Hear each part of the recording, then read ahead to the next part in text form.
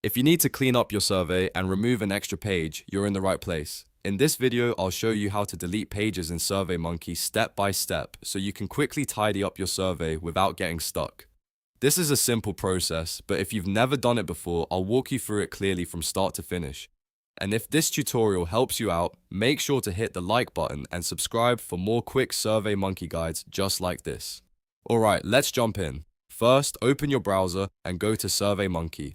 Once you're on the SurveyMonkey homepage, sign in if you haven't already, and then look through your list of surveys. The next step is to click on the survey that contains the page you want to remove. Make sure you open the correct survey because the changes you make here will affect that survey directly.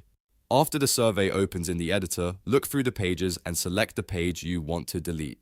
It's a good idea to double check that you've highlighted the correct page before removing anything, especially if your survey has multiple sections or similar page titles. Once the page is selected, go to the More Actions menu. This is where SurveyMonkey keeps additional editing options for the page you're working on.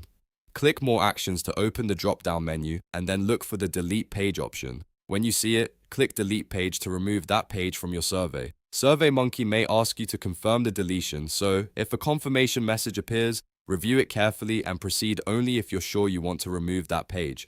After that, the page will be deleted from your survey, and you can continue editing the rest of your questions and pages as needed. If you need to delete more pages, just repeat the same process for each one.